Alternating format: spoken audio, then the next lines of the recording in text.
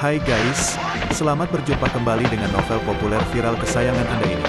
Saat ini admin ingin menghadirkan sebuah novel yang alur ceritanya sangat menarik dan seru. Novel ini berjudul Kaisar Agung Seni Bela Diri. Sebelum mengikuti keseruan ceritanya, mohon bantuan kalian untuk subscribe, like, dan share video-video yang ada di channel ini. Selamat menikmati.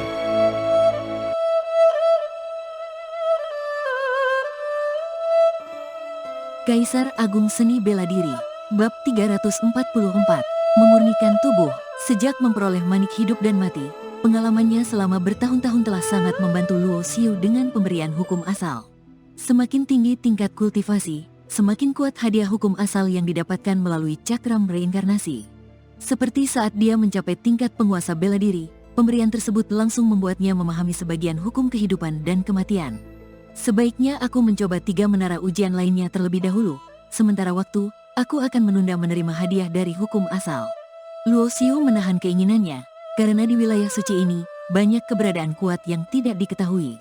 Jika ada yang menemukannya saat dia memasuki ruang reinkarnasi, masalahnya akan sangat besar. Melirik sekilas pada peringkat di batu itu, Luo Xiu terbang menuju lokasi menara tubuh emas. Di antara para praktisi bela diri, tidak banyak yang memilih teknik pemurnian tubuh. Memurnikan tubuh tidak hanya membutuhkan menyerap energi langit dan bumi untuk berlatih, tetapi juga harus melalui berbagai latihan keras yang seringkali sangat menyakitkan. Oleh karena itu, bahkan di wilayah suci, jarang ada yang memilih teknik pemurnian tubuh. Ketika Luo Xiu tiba di menara tubuh emas, hanya ada satu orang yang sedang menjalani ujian di dalam menara, dan satu orang lagi yang tidak jelas apakah sedang mengantri atau menunggu orang di dalam menara keluar. Menara tubuh emas juga memiliki 9 lantai. Saat ini, lantai kedua memancarkan cahaya emas, menandakan ada seseorang yang sedang mencoba ujian di lantai kedua. Setelah mendarat di samping menara tubuh emas, Luo Xiu berbicara dengan Kaisar Bela Diri Kegelapan melalui pikirannya. Nak, seorang ahli sejati selalu memperkuat jiwa dan tubuh.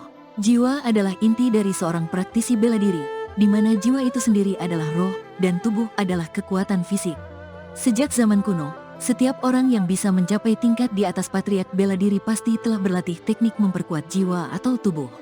Mereka yang tidak memperkuat jiwa dan tubuh, hanya berlatih energi sejati, bahkan dengan bakat terbaik, sulit untuk mencapai tingkat patriark bela diri. Menurut Kaisar Bela Diri Kegelapan, dia memilih teknik pemurnian tubuh, dan semakin tinggi tingkat kultivasi, kekuatan jiwa dan tubuh akan semakin jelas terlihat. Jangan remehkan para jenius yang berasal dari wilayah suci, terutama 4 orang dari wilayah suci abadi. Dengan bakat mereka, baik dalam memperkuat jiwa maupun tubuh, mereka pasti jauh melampaui orang-orang di tingkat yang sama, Kaisar Bela Diri Kegelapan memperingatkan. Luo Xiu sangat setuju dengan apa yang dikatakan Kaisar Bela Diri Kegelapan. Setidaknya, ketika dia pertama kali mencoba menara kesadaran, dia hanya berhasil mencapai tingkat kedua dengan susah payah. Sedangkan Dao Wuxin, yang mencoba menara itu sebelum dia, bisa mencapai tingkat kedua dengan lebih mudah, yang menunjukkan bahwa Dao Wuxin pasti telah berlatih teknik memperkuat jiwa yang luar biasa, tidak hanya dengan kekuatan spiritual yang kuat, tetapi juga menguasai teknik rahasia yang hebat. Sebelumnya, saat bertarung sebelum memasuki wilayah suci, Luo Xiu meremehkan para jenius dari wilayah suci tersebut. Namun, seiring dengan semakin sering berinteraksi, para jenius ini mulai menunjukkan kekuatan tersembunyi mereka, membuat Luo Xiu menyadari bahwa dia telah meremehkan mereka. Meskipun aku memiliki manik hidup dan mati, itu tidak berarti bakat dan kemampuanku tak tertandingi. Dunia ini luas, banyak sekali orang yang lebih unggul dariku. Pikiran Luo Xiu mulai berubah. Selama beberapa tahun, kekuatannya meningkat pesat, tetapi dia masih terlalu muda dan mentalnya perlu berkembang. Tak lama kemudian, cahaya emas di lantai kedua menara tubuh emas tiba-tiba menghilang, dan sebuah sosok muncul dari dalam, dengan pakaian yang robek, wajah lebam, dan tubuh penuh luka. Luo Xiu mengenali orang ini sebagai Changlan dari keluarga Wu di wilayah suci abadi. Mampu mencapai lantai kedua menara tubuh emas, tampaknya tingkat tubuh Changlan setidaknya di tingkat ketiga dari Santo Bela Diri, pikir Luo Xiu. Pada saat pertarungan sebelumnya, Changlan hanya menunjukkan kekuatan dari atribut logam dan api, tanpa menunjukkan kekuatan tubuh yang luar biasa. Ini menunjukkan bahwa bukan hanya Guiyu yang menyembunyikan kekuatan mereka, para jenius dari wilayah suci lainnya juga menyembunyikan kekuatan mereka yang sebenarnya. Mengapa orang-orang ini menyembunyikan kekuatan mereka? Luo Xiu mengerutkan kening. Nak, kau kira wilayah suci itu tempat yang damai? Sebagai kekuatan terbesar di dunia bintang ini, setiap beberapa tahun sekali, berbagai wilayah suci merekrut banyak sekali jenius. Dan para jenius ini juga bersaing satu sama lain. Mendengar kata-kata Kaisar bela diri kegelapan, Luo Xiu mulai sedikit mengerti. Para jenius ini khawatir jika terlalu banyak memperlihatkan kekuatan mereka bisa menghadapi bahaya. Seorang jenius yang terlalu menonjol akan menjadi sasaran banyak orang. Sedikit kelalaian bisa membuat mereka terbunuh, dan semua upaya mereka akan sia-sia. Jalan pertumbuhan seorang jenius juga penuh dengan rintangan. Hanya saja semua ini tidak diketahui oleh orang luar. Setelah Changlan keluar dari menara, dia segera meminum pil penyembuhan. Pil langka kelas 7 yang bernilai sangat tinggi di negara-negara bagian tanah langit hanya merupakan barang biasa bagi para keturunan wilayah suci ini. Changlan juga melihat Luo Xiu, mengangguk kepadanya tanpa banyak bicara, seolah-olah dia merasakan sesuatu dari pertarungan tadi dan buru-buru kembali untuk berlatih. Orang yang sebelumnya berada di depan menara tubuh emas tidak masuk ke menara, tetapi pergi bersama Changlan, tampaknya mereka bersama. Dengan begitu, Luo Xiu tidak perlu menunggu lebih lama, langsung masuk ke dalam menara tubuh emas. Di dalam menara, ruangannya dipenuhi dengan cahaya emas yang menyilaukan. Berdiri di dalam ruang emas ini, Luo Xiu merasakan energi tajam yang terus-menerus mengiris tubuhnya, seolah ingin memotongnya menjadi kepingan-kepingan. Di tengah ruang emas, ada sebuah meja dengan tempat dupa di atasnya. Informasi tentang ujian di menara tubuh emas muncul dalam benak Luo Xiu. Seperti di menara kesadaran, ujian di menara tubuh emas dibagi menjadi dua cara. Cara pertama adalah bertahan di dalam ruang emas selama 1 batang dupa, yang akan memberi waktu berlatih selama 3 hari di Istana Jalur Kebenaran. Cara kedua adalah menghancurkan ruang emas ini dengan kekuatan tubuh murni, yang akan memberi waktu berlatih selama 6 hari di Istana Jalur Kebenaran. Energi tajam yang meresap di sekitar tidak pernah berhenti, kekuatannya setara dengan tingkat ketiga Santo Bela Diri. Jika seseorang dengan tingkat pertama Santo Bela Diri masuk, bertahan selama 1 batang dupa tidaklah sulit. Yang sulit adalah bagaimana menghancurkan ruang emas ini dengan kekuatan tubuh murni. Pecah, Luo Xiu berteriak pelan, kekuatan kesadarannya membentuk pedang dan menyerang. Namun seperti batu yang jatuh ke laut, tidak menimbulkan riak sedikit pun di ruang emas ini.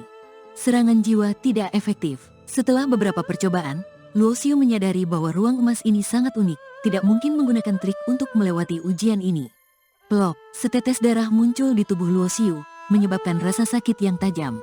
Bagaimanapun, tubuhnya masih berada di tingkat akhir pangeran, meskipun bisa dibandingkan dengan tingkat pertama Santo Bela Diri. Namun di bawah serangan energi tajam yang setara dengan tingkat ketiga Santo Bela Diri, ia tidak bisa bertahan lama. Yang paling penting adalah energi tajam yang meresap di ruang ini tidak pernah berhenti. Tubuhnya terus-menerus dipotong oleh energi tajam tersebut, sehingga pertahanannya segera hancur. Begitu satu bagian pertahanannya hancur, seperti reaksi berantai, tubuh Luo Xiu segera dipenuhi dengan puluhan luka, darah mengalir deras. Boom, api kematian muncul di permukaan tubuhnya, membentuk perisai energi sejati, tetapi energi tajam yang meresap ini sama sekali tidak terpengaruh oleh perisai tersebut, terus-menerus memotong tubuhnya. Serangan jiwa tidak efektif, pertahanan energi sejati juga tidak efektif. Para ahli di wilayah suci dengan hati-hati membangun tempat ujian ini, tentu saja tidak akan membiarkan trik semacam itu berhasil. Dibandingkan dengan para jenius dari wilayah suci, aku masih kalah. Luo Xiu tersenyum pahit. Selama ini dia mengira bahwa levelnya dalam memperkuat tubuh sudah sangat tinggi, tidak banyak orang muda yang bisa menandinginya. Namun, setelah masuk ke wilayah suci, dia terus-menerus menemukan beberapa orang yang telah melewati lantai kedua menara tubuh emas. Baru kemudian dia menyadari bahwa banyak orang memiliki tubuh yang lebih kuat daripada dirinya. Karena serangan jiwa dan energi sejati tidak berfungsi di sini, Luo Xiu akhirnya berhenti mencoba untuk bertahan, duduk bersila di ruang emas ini, membiarkan energi tajam terus-menerus memotong tubuhnya. Luka yang mengerikan terus muncul di tubuhnya, tetapi dengan berjalannya teknik cakram kehidupan dan kematian, kekuatan kehidupan terus memperbaiki jaringan tubuh yang rusak, lukanya sembuh dengan cepat. Meskipun Luo Xiu tampak berlumuran darah, sebenarnya dia tidak terluka serius. Ini tidak bisa diteruskan. Melihat waktu 1 batang dupa hampir habis, Luo Xiu kembali mengerutkan kening. Energi tajam di lantai pertama ini meskipun bisa menembus pertahanan tubuhnya, tidak bisa menimbulkan ancaman serius, sehingga tidak bisa memicu jiwa kekalnya. Dengan begitu, dia hanya membuang-buang waktu di sini. Meskipun bisa mendapatkan waktu berlatih 3 hari di Istana Jalur Kebenaran, kekuatannya tidak akan meningkat. Sedangkan untuk menghancurkan ruang emas ini dengan kekuatan tubuh murni, Luo Xiu merasa dirinya belum bisa melakukannya sekarang. Tampaknya aku harus naik ke lantai kedua. Sesaat kemudian, 1 batang dupa habis terbakar, dan di tempat dupa di atas meja, batang dupa baru mulai menyala. Bersamaan dengan itu, energi tajam yang meresap di ruang emas ini tiba-tiba meningkat. Plok, sekejap, bahu Luo Xiu tergores, darah menyembur keluar. Plok, plok, plok, tubuhnya segera penuh dengan luka baru, darah mengalir deras. Krek, serangan energi tajam di lantai kedua menara tubuh emas langsung meningkat ke tingkat keempat Santo bela diri. Dada Luo Xiu terkena pukulan keras, dua tulang rusuknya patah. Ayo, Luo Xiu menggigit giginya, rasa sakit akibat tubuh yang robek membuat matanya merah, mulutnya penuh darah. Saat Luo Xiu berusaha meningkatkan tubuhnya di menara tubuh emas, para jenius dari wilayah suci lainnya juga tidak berdiam diri. Setiap orang yang berhasil melewati menara ujian mendapatkan waktu berlatih di istana jalur kebenaran lagi.